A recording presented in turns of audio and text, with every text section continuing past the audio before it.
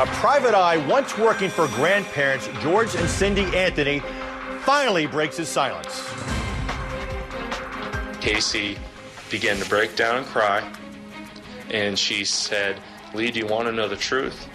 I haven't seen Kaylee in 31 days. A couple of depositions went down today at the Orange County Courthouse. My mother kind of hit her fist on the bed and said, "We could have found her a month ago. Why did you wait?" The luxury Ritz-Carlton feasting on crab cake, sliced steak, fried tomatoes, appetizers. This is just hours after the family is reportedly told that Kaylee's remains, their granddaughter's skeleton, has been found. They got the news that their granddaughter's body had been found, so they flew back. Oh, they got news that body had been found, yeah? And y'all went to the Ritz. That was nice.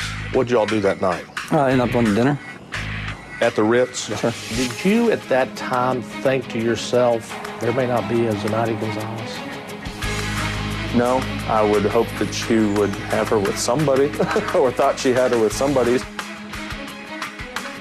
For the latest, we go right out to Rory O'Neill, reporter for Westwood One Radio, there at the Orange County Jail. Rory, what's the latest from Orlando?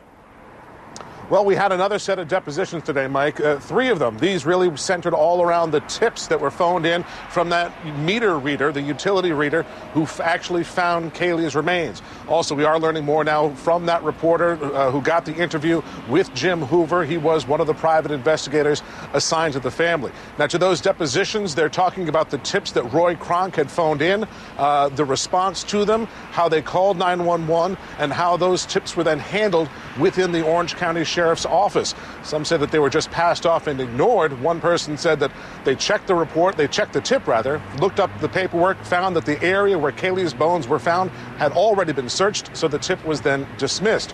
Also testifying is Roy Kronk's supervisor. He was the one who actually placed the 911 call to report that it was his worker, Kronk, that found Kaylee's body. I want to, Rory, what do we know about, there's 2 folks from the Orange County Sheriff's Office. Who are they and what do we know about them? Right. One of them actually took the tip and then passed it along to her supervisor, and that's where the tip was then investigated compared to the search patterns that had already been conducted, and then that was passed along.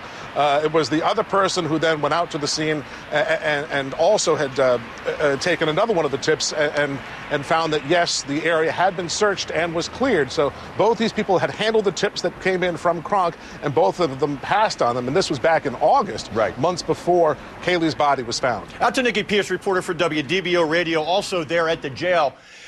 Nikki, the investigative analyst, Alderwood McBride, she is the one that actually took the call on the 12th. Now, remind our viewers that Kronk called on August 11th, August 12th, and August 13th. What do we know about what kind of action she took?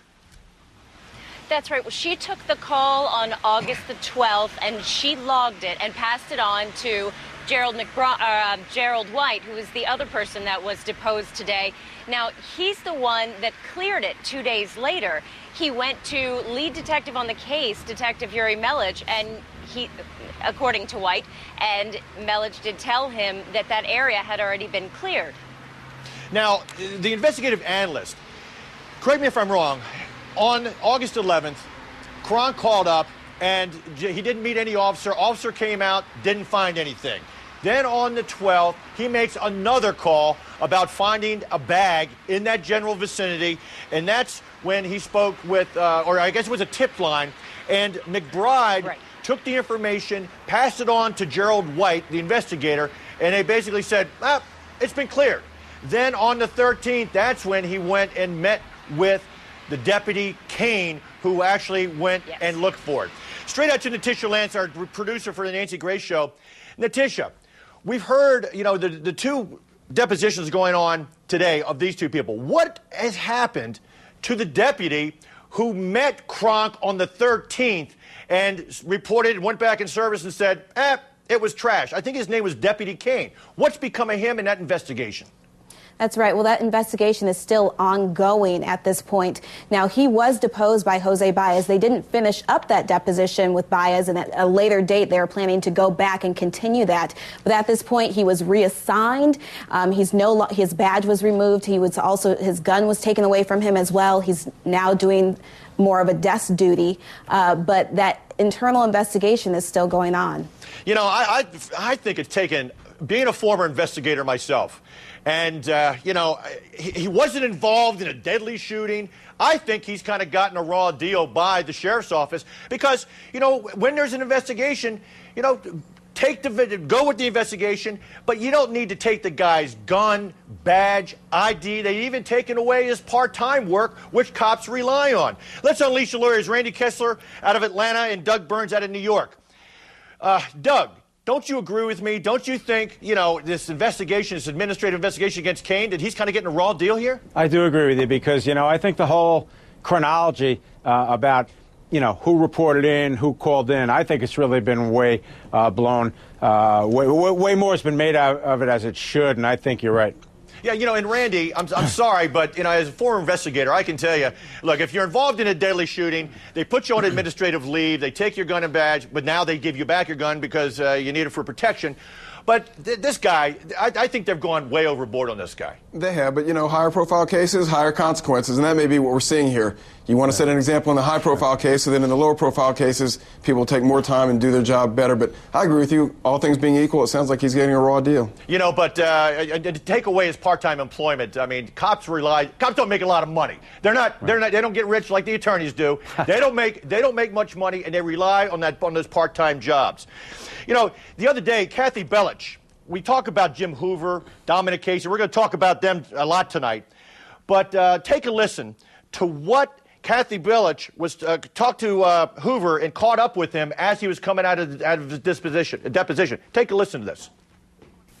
The Anthony family's private investigator, Dominic Casey, who was also working for Casey Anthony, directed Private Eye Jim Hoover, who was behind the camera, to a grouping of paver stones in mid-November. Kaylee's remains were found near a group of stones just feet from this location. That day was real somber. For the first time, Hoover told Channel 9 on camera today Dominic was somber that day because he said he had found out Kaylee was dead. She's dead, and I know where she is. I want to go out now to Leonard Padilla, bounty hunter, and who is also going to be deposed in this case. Leonard, thanks for being with us. Hey, thank you for having me. Let me see if I can get something straightened out. Hold on 1 second. Go ahead. I want to know, you know, you've talked about Dominic Casey and Jim Hoover a lot over the past number of months. Correct. Is Hoover, is he just in it for the 15 minutes of fame or now days of fame? No. When he first approached me with the film and asked me how much I thought he could get for it, the three things I told him: have you talked to Nick Savage? Have you contacted Alan? Have you contacted law enforcement? I thought it was a setup. Somebody coming to me with a film, I'm supposed to grab onto it, go out and make a ton of money with it. He says, no. I said, well, you better get a hold of them before you do anything with that. He says, well, where can I sell it? I gave him the name of an individual that was down there buying pictures and stuff, but I knew that the guy was in Chicago for his mom's funeral and wouldn't be able to react to it before I could get a hold of Nick Savage and tell Nick Savage about the film.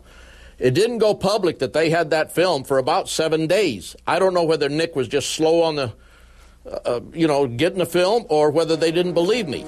And keep in mind, and Nick Savage is, to remind our viewers, he is the lead agent for the FBI guy in this case. Correct. And then I want to talk to you about those pavers that they keep talking about. We're going to come back, and we got a lot more to talk about after the break.